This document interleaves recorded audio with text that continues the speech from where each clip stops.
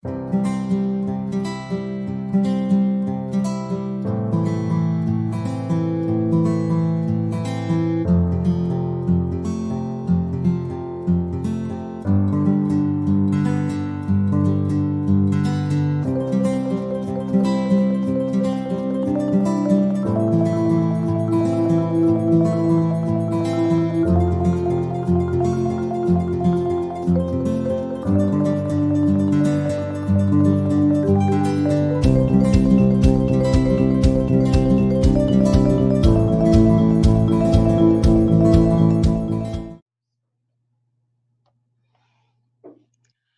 morning, everyone, and welcome to Export TT Limited's second annual Innovation Seminar. This year's installment is a three-part series exploring the theme, Re-energizing Exports in the New Normal. This is our third and final session entitled, How to Finance Your Innovation Gains. This session is our most robust and contains three panel discussions exploring different means of accessing financing to support the innovation that now more than ever is essential to not only staying the course in exports, but deepening and expanding your export portfolio. Before we proceed, a small matter of housekeeping. Due to our proximity to the Port of Spain General Hospital, we may be interrupted from time to time by sirens, but please do not be alarmed. I thank you all for being with us this morning, and I wish you an enjoyable and stimulating session. I will now introduce you to Mr. Dhanraj Hari Prasad, Acting General Manager of Export TT Limited, who will officially open this morning's session. Mr. Hari Prasad is the Acting General Manager of Export TT Limited. He has been a manager at Export TT for almost 7 years, and during his tenure, he has managed the varied portfolios of research, monitoring and evaluation, and export promotions. As the current manager of monitoring and research, he monitors the company's advancements toward its goal while evaluating the effectiveness of the projects and programs designed to contribute to it. Mr. Hari Prasad.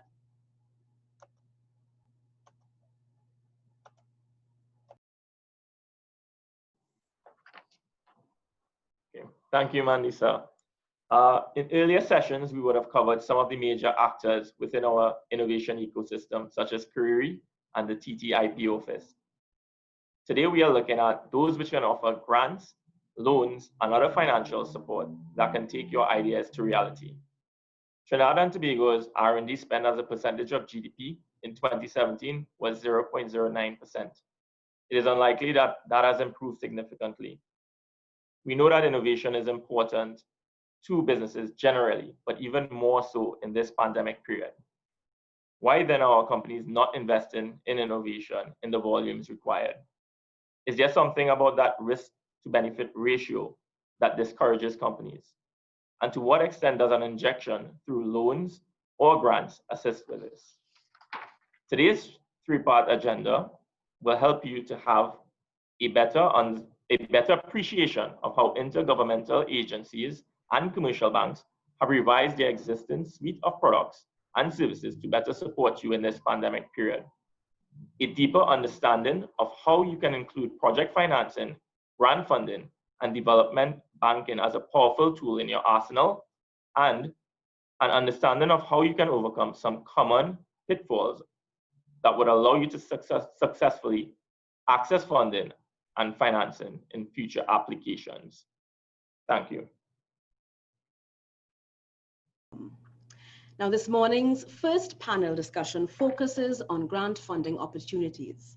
On our panel this morning is Dr. Demi Sinanan, Manager of Competitiveness and Export Promotion at the Caribbean Export Development Agency, Ms. Rocio Medina Bolivar, Country Representative of the Inter-American Development Bank Group in Trinidad and Tobago, and Mr. Krishan Maharaj, Manager of the Capacity Building and Program Financing Unit at Export TT Limited. This first panel will be ably moderated by our Acting GM, Mr. Dhanraj Hari Prasad. Dhanraj, over to you again. Okay, thank you, Mandisa, and good morning to our panelists and all our viewers who are here with us this morning. Time is limited, so I'm gonna just kick right into it. So do we have all the panelists here? All right, I see you guys. All right. Dr. Sinanan. Really happy to have you back with us at Export TT. TT. So without further delay, let's get into the first question. The priorities of SMEs have changed drastically over this pandemic period, as many of them enter survival mode. How have your offerings to SMEs changed to treat with this? So I want to start off with Demi, because I know that you guys have made some changes to your direct assistance grant scheme. So let's start off with you telling us a bit about those changes and why. Demi, I think your mic is muted.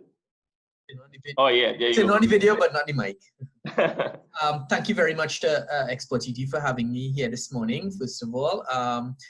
Yes, when the pandemic struck and businesses were forced to close down, it's been almost 6 months. At the very onset of the pandemic, Caribbean Export realized that we needed to understand exactly what was going on in the Caribbean region in terms of the private sector and how they were responding to this pandemic.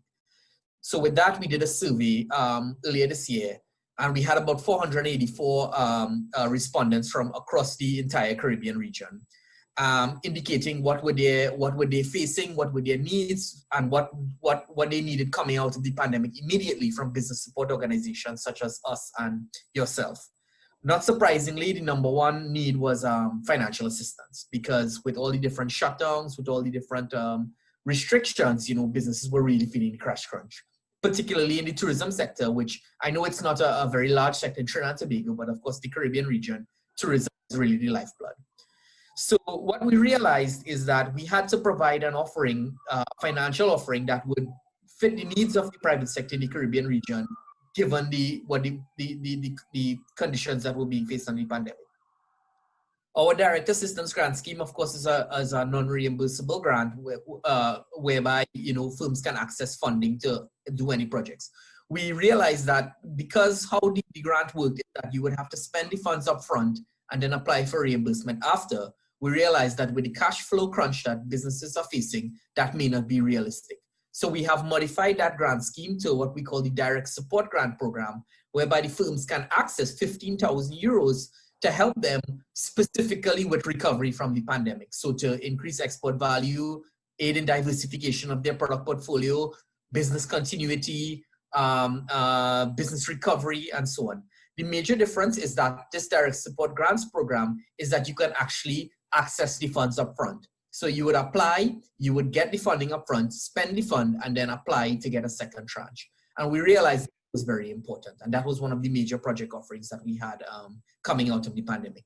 The call just recently completed and we were overwhelmed with applications. We had some of the highest applications. So we realized that there is a need and we intend to execute more calls coming up in early 2021 and across 2021 and 2022, because we realize this pandemic, the impact of this pandemic will be felt over the long term. Oh, that's great, Demi. I mean, the research actually paid off based on the applications you received. So, I mean, you were able to understand exactly what was happening and then make that adjustment, which seems to be delivering in terms of what is really needed by those companies. Next, I want to head on to Rocio. I know that the IDB has a number of projects that are ongoing. One of them I saw was Shaping the Future Innovation Project, which caters to SMEs, as well as some other public projects. So again, the same question, like how has the IDB sort of changed or adjusted its offerings in its scope in these projects to cope with what has been happening with the pandemic? Yes.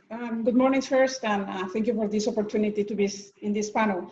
As you said, definitely COVID-19 has reshaped the programming of the whole IDB group. I mean, the bank group has, let's say, two big different windows. One that is the public sector side, and several related to the private sector that I will explain a little more. But with the refocus on the COVID-19, we try to refocus our pipeline and our portfolio and programming efforts. I mean, 12 billion has been allocated related to COVID-19 related matters.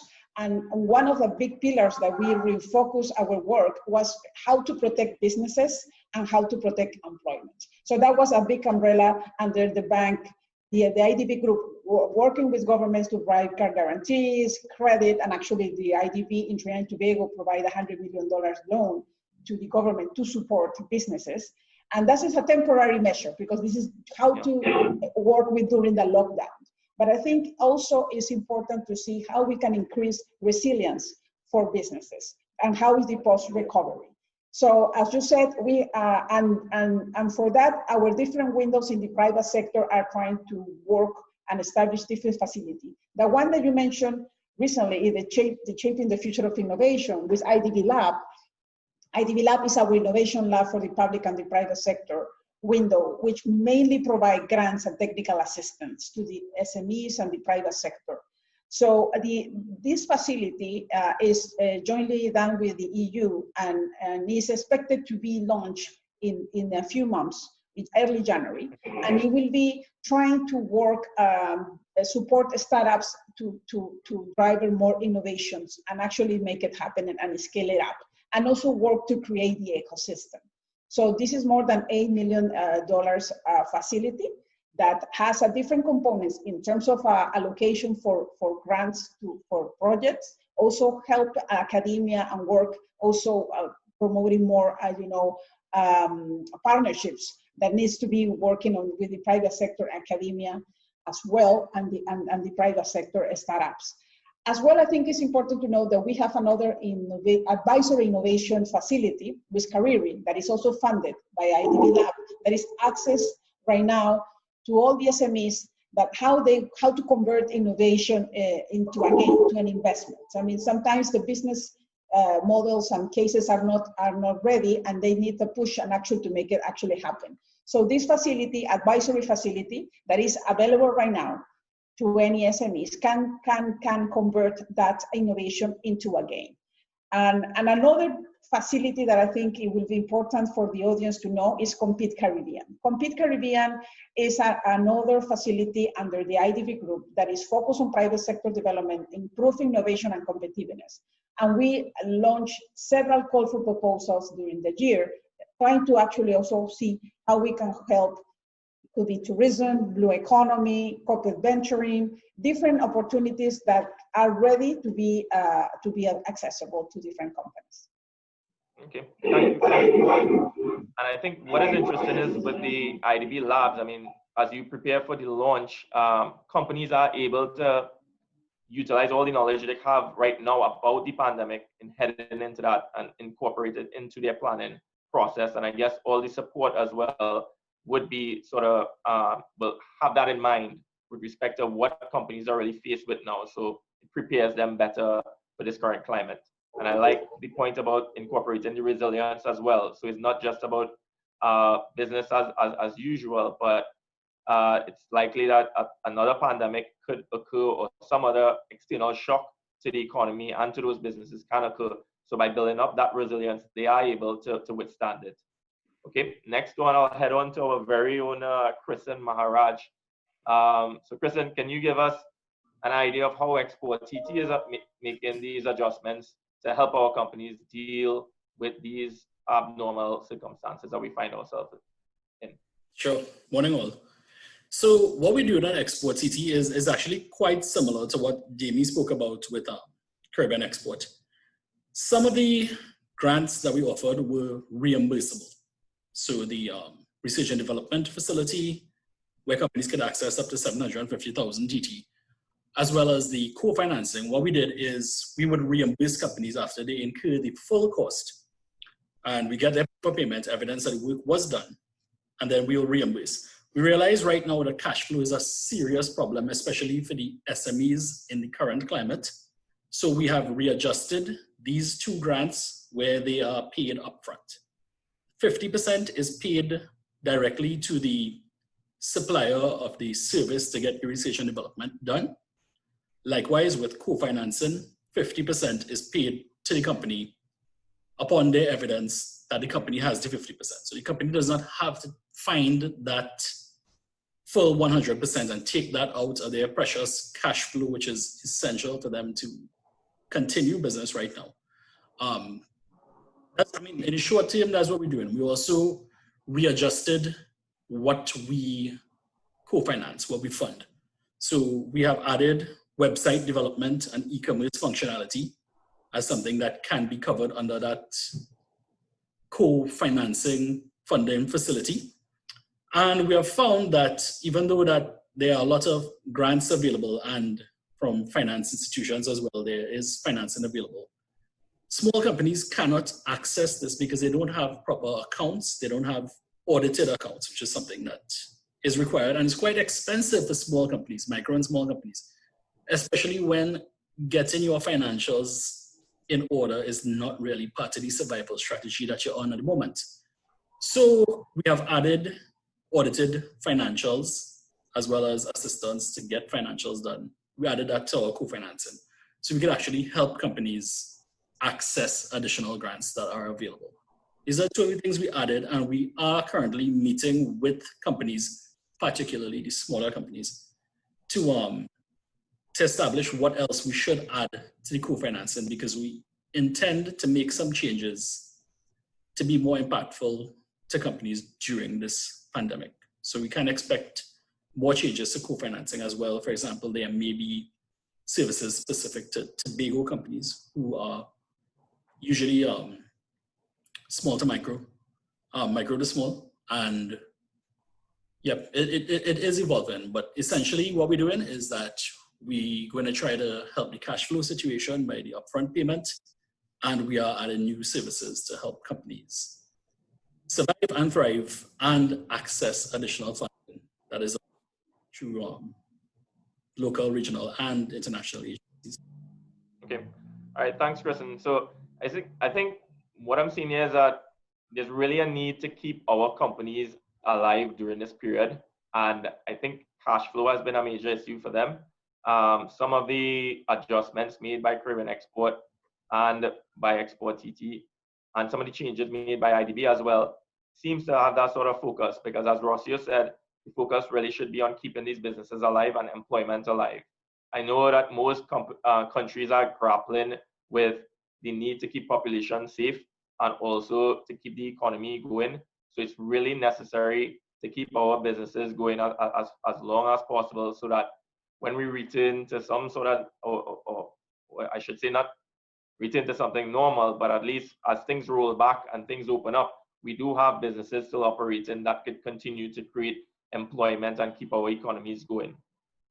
All right, so for those of you listening here, I mean, you would have an idea now of some of the grants that you could apply for and some of the changes made to them. So by all means, reach out to Demi, reach out to Kristen and his unit, as well as Rocio at the IDB, to learn more about these projects and how you could be part of it and how it could hopefully assist your businesses. Next up, I want to talk about, I want to take a step away from COVID and the whole pandemic for a moment. The stats that we're seeing for spending on innovation has been relatively poor. That's an understatement. Based on your experience, what are the main reasons for this? And how have your support made any significant changes to this spend on innovation that is so crucial to companies?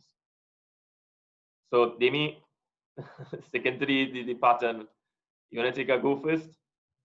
Yeah, sure. Thanks, Dhanraj. Very good question. I mean, at Caribbean Export, if a client comes up to me and asks me, you know, what do they need to do to survive, not even in the pandemic, but even outside of the pandemic, the first advice I would give them is they need to innovate.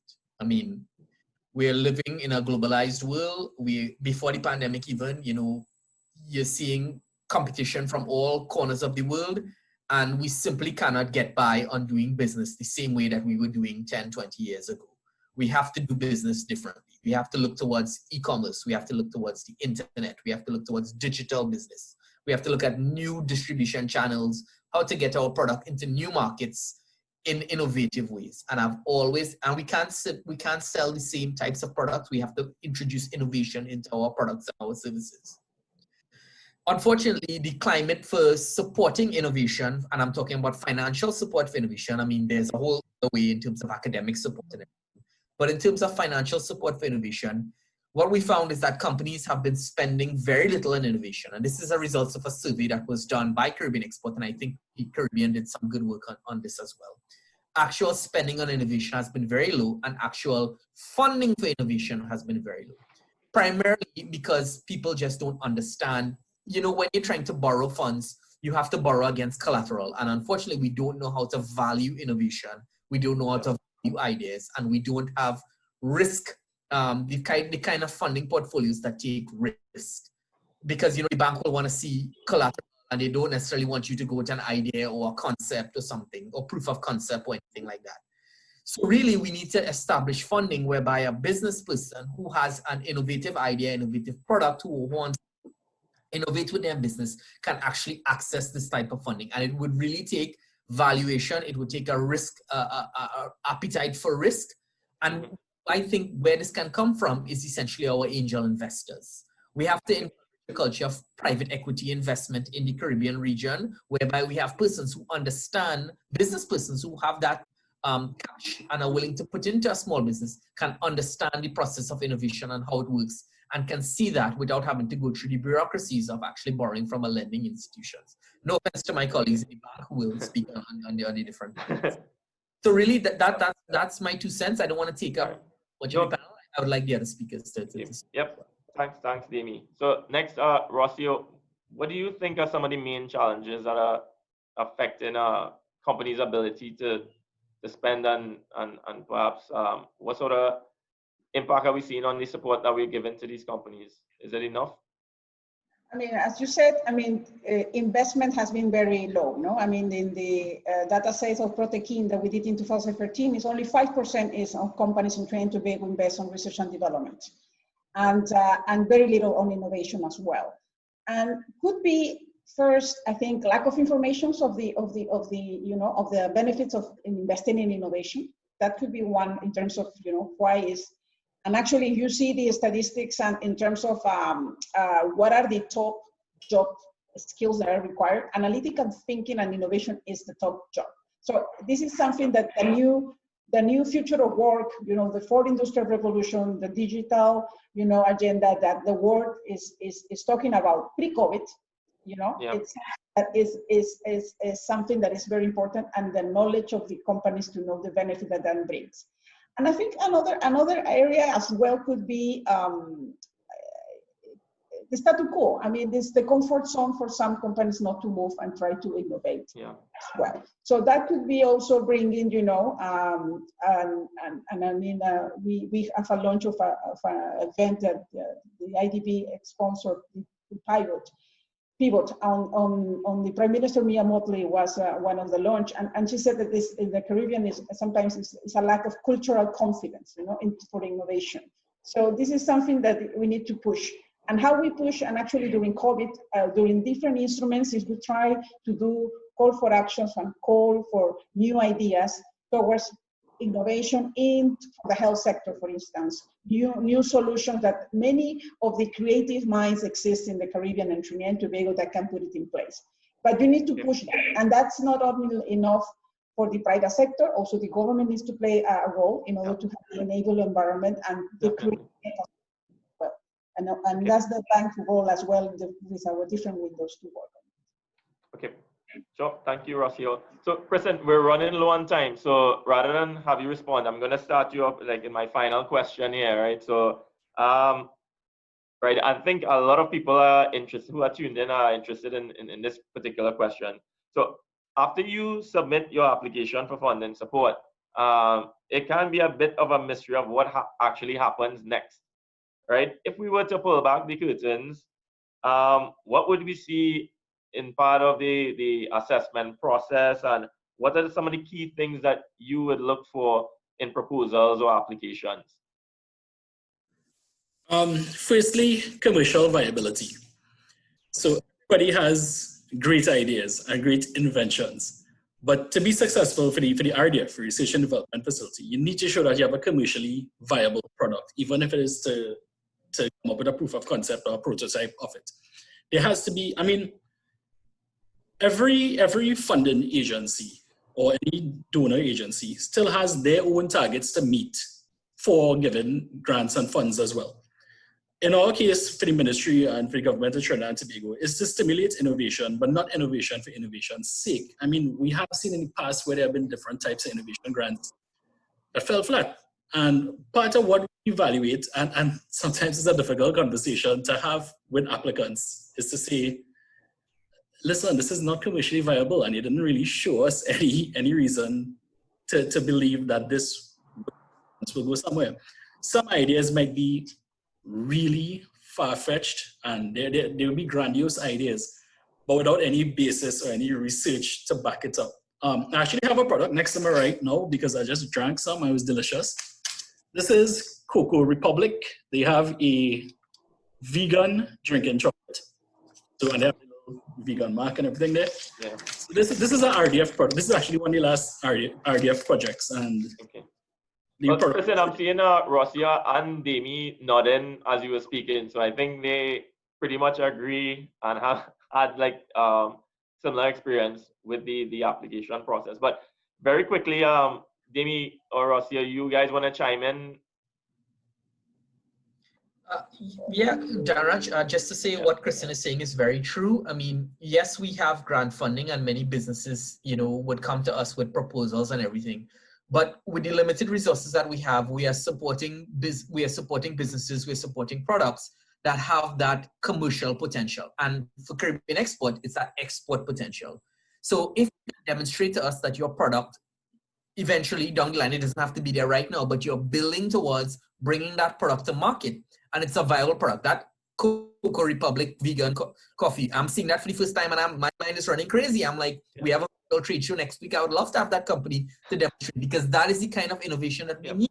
Something that is different, something that can find a market, a niche market, and is relevant for persons. We know it's becoming health conscious right now. To me, that can really work. Okay, and Rocio, very quickly, do you want to add? Yes, I mean, the IDB as a development institution, for us, is very important to not crowding out the financial institutions. So if it's a project that is already can be financed by the financial institutions, we won't finance it. We have to be innovative. For us, it's key for, I mean, not to have a value added. It has to be scalable. It's just not to have something, you know, that cannot be replicated. So for us, it's very important because as a development bank, we look for opportunities that can have a catalytic and demonstrative impact and can be even financed by our bigger windows in the private sector. And it has to, I agree, it has to have a solid business case. So, I mean, it has to be beyond an idea. It's not, we don't provide an idea just, you know, because sometimes project comes with just one pager, no? And we cannot do much with that. So we have to, but we can help you to develop, like, you know, the career advisory that can develop the business case. When you have a case, then you can look for grants. And sometimes that's a big mistake that, I mean, the very early in the stage is too green sometimes to get grant finance. Okay, so potential applicants, that's the deal there. So you guys have a better sense of, you know, what these people are looking for. So we can make the adjustments and improve your probability.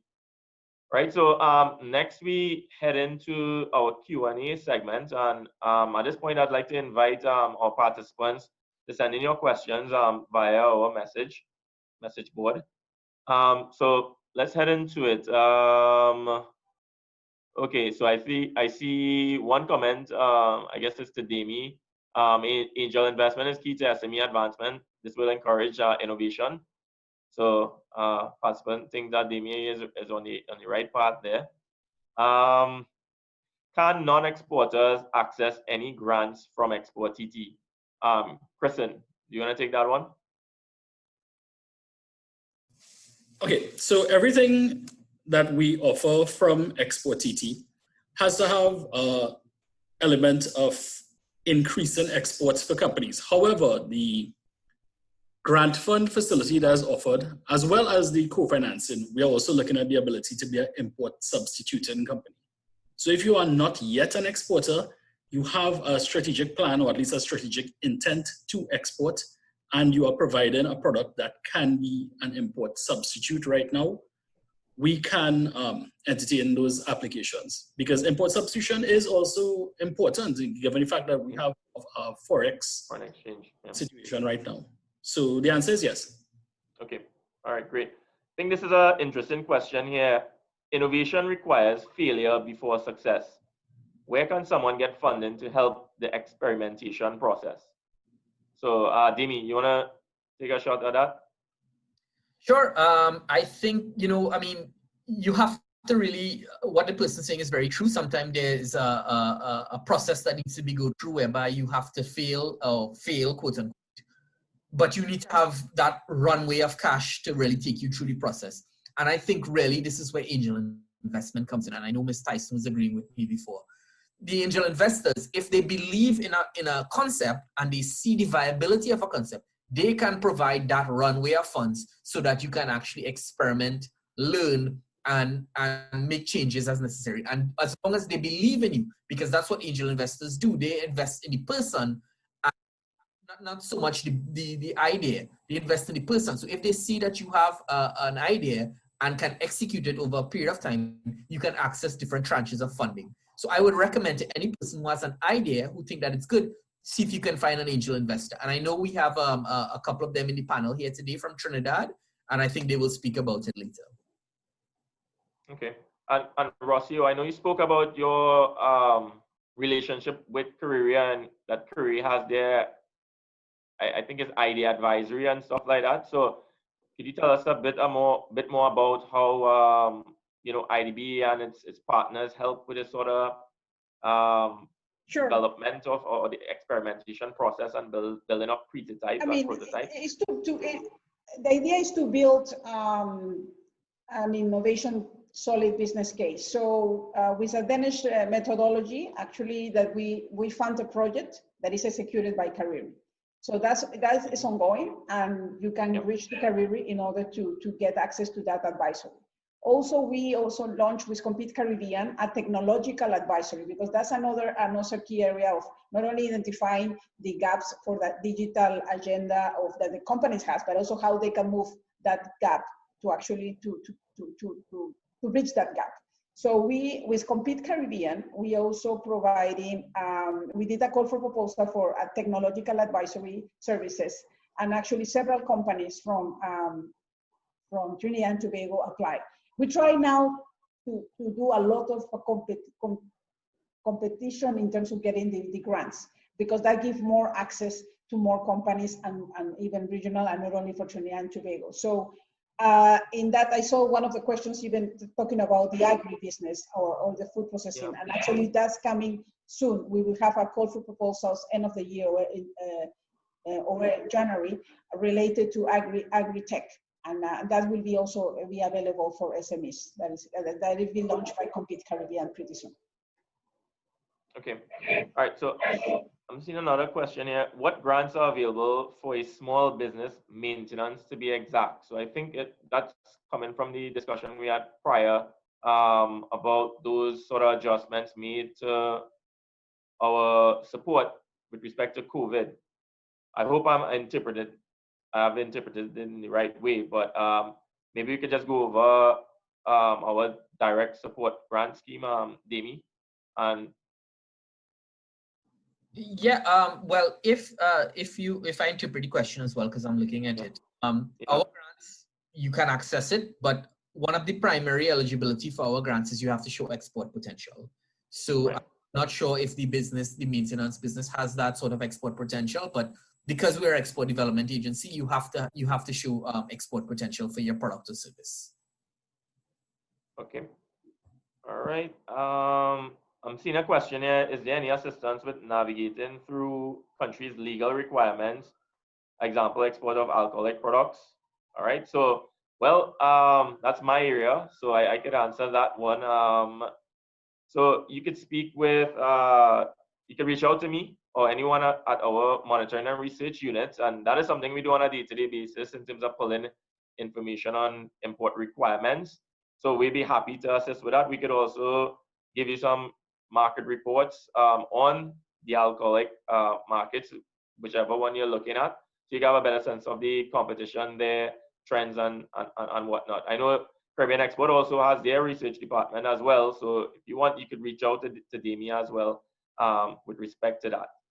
And let me see, what do you advise starter steps for an SME that is hoping or planning to start exporting their products? The SME has no experience with export. So, Kristen, do you want to take a look at that? Because you are our capacity building manager. I'm guessing that you deal with this on a daily basis. Yeah, sure. start with research. Start with research. Know that your product is in fact viable. So at Export TT and through Dan Raja's department, we could actually get some market data and some analysis on the commercial viability of your product. I mean, you might have in your mind an idea of where you want to export to, but we have data to back it up and to show the viability and the export potential for those companies. So I think the first step would be to sit back, understand what research says, what market trends say, and then build your strategy from there.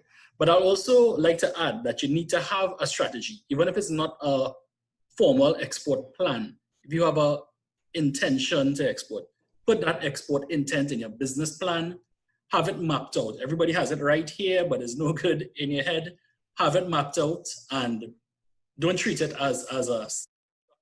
That is something that will change as you continue. So research and plan essentially is what I will get at. And we have, I mean, Export TT could provide support for companies like this, and we do it on a daily basis. Okay, Rossio, you want to add to that? Like in terms of what would be the main steps for an SME moving on to exports? I think I agree with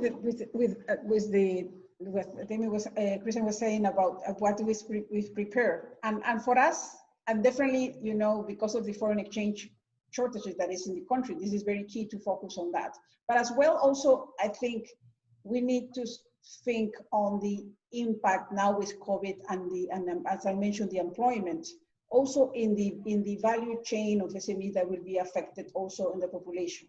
So if we can innovate and try to push innovation to look for entrepreneurship, maybe people who has lost unemployment and can move to the entrepreneurship and try to look for a way of a livelihood. That's also a way. Maybe it could be food security. We're talking about, you know, in the food security world. Indirectly, that will help in foreign exchange because you reduce imports, and also you help on the employment. So we have to look. I mean, as the bank, we look not only for the opportunity for export, which is definitely very direct, but also indirectly ways to support different livelihoods. And I think with COVID, this has been accelerated, and we have to see opportunity for the SMEs to look for entrepreneurship as a way of tackling the consequence and the economic impact for COVID-19 as well. Okay. And Demi, is there a progression that companies should be looking at in terms of exports? Like, I know, like, maybe some of them really should focus on the domestic market first. We speak about moving on to regional, then on to international. What has been your experience with respect to those companies that are able to grow from small or micro into like medium and large firms? Well, there is, I mean, the logical progression should be that you focus on domestic, you look at regional, and then try to go international. But I have had experiences with companies, and it depends on the product or the service that they offer, that they can go directly to international, that they can go and export directly to Europe or the US. It all depends on the product and the need for the product. We can find companies that have such innovative, and I'm using the word again, innovative products or products that fit a certain niche, that they can actually find a market directly in the so-called northern markets. So I encourage, and this goes back to what Christian said, do the research, understand your product, understand the market for your product. And if you understand the market for your product, then you can see where your product fits. If you have a good channel or into a value chain in a so-called first world market, then explore it, weigh the risk, because exporting is a big decision. It's not something that should be taken lightly. If you take the wrong route, it can set your product or your company back many years. Understand your product, understand your market, and see which market fits best for you. It may be the US, it may be Europe, or it may be our neighbors in Barbados or in Grenada or something. So really do the research. Okay, great. So I think we have two more questions here, so I'll try to get through them pretty quickly. This one is interesting. They're currently developing an idea that would require a significant investment in excess of $100 million US. Where would be the best place to begin when looking for that scale of funding? So I guess I'm looking at the IDB, like they are the Maybe I can comment. One of our windows is the private sector is the IDB Invest. You know, that it will be the one to have the capacity to do this kind of lending of 100 million. Of course, this is, and again, they have to be careful. I mean, there has to be equity in place on the state first. It's not that you can you have an idea of 100 million and you can finance 100 million. So normally the ratios depends 30 to 50% of equity. And that's something, a requirement that the IDB Invest and all the commercial banks will require. And it's related to the financial sustainability. But I'm happy to have a private chat and I will put it on the chat, my email. So feel free to contact me. Okay. Well, Damian and Kristen, I don't think we have anything at that level to really support this sort of investment, but certainly we can support with respect to research and technical assistance where required. So I think I'm out of time there. So I want to thank the participants for all the interesting questions, and then my panelists here for being so open and helpful with their responses. Well, thank you so much, panel, for such a great discussion. I'm sure that the clarity and guidance that was shared will assist our exporters and SMEs in particular to submit strong applications for grant funding to help power their innovation thrust. I thank you all again. And of course, thank you to our audience for participating in the Q&A and creating such a rich discussion. I know we weren't able to get through to all the questions, but if you do have further questions particular to Export TT, feel free to email us and we can meet with you and chat with you and figure out how best we can guide you going forward.